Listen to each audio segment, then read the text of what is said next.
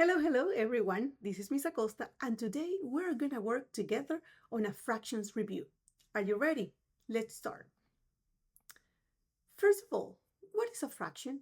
A fraction is a part of a whole, and you can find wholes around you everywhere.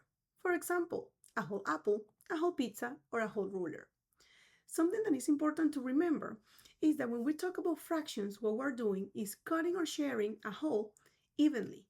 And evenly means equal parts.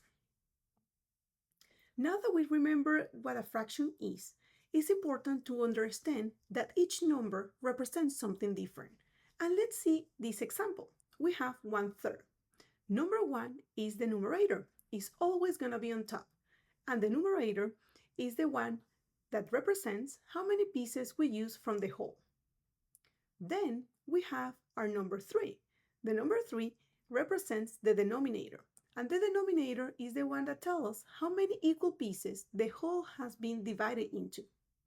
And if you are wondering what that line means, that's a symbol, and it represents division. There are different ways to represent fractions, and here I'm going to show you 4 different ways. The first one is going to be representing fractions using bar graph. Once again, remember the academic vocabulary. We're talking about the numerator, that is the number on top, and it represents in how many pieces we use out of a whole. And the denominator is going to tell us in how many pieces we divided the whole. So, step number 1, we need to draw our whole. Then we check the denominator, and it's going to tell us that we need to cut the whole in 5 equal pieces. And then we do it. 1, 2, 3, 4, and 5. Perfect. So next, we're going to go and check our numerator. And our numerator is going to tell us how many pieces we will use out of all the pieces that we have. So out of the 5 pieces that we have, we're going to use only 2. So we have 1 and we have 2. So this is how you represent 2/5 using bar graph. Another way to represent a fraction is using a pie graph or a circle model. So we're going to use the same example, 2/5.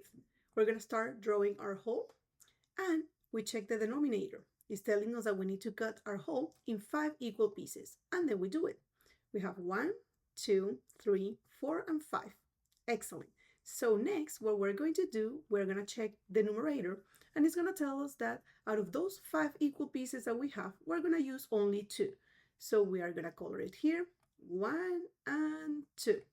This is how you represent 2/5 using a pie graph or a circle model. Now we're going to represent 2/5 using a number line. The first step is we're going to start with our whole, and we're going to draw our line.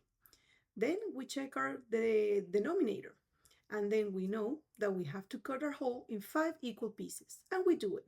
1, 2, 3, 4, and 5. Excellent. Then we move forward to our numerator. The numerator is telling us that we need to go or move 2 spaces. 1, 2, and that's how we get to 2/5. Perfect. Now we move to the last strategy for representing fractions as part of a group.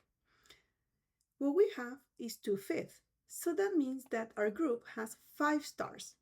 Now, we go to our numerator, and our numerator is telling us that out of those 5 stars, we're going to use only 2. So I'm going to color here 1 and 2. So this way, we have represented 2/5 using parts of a group.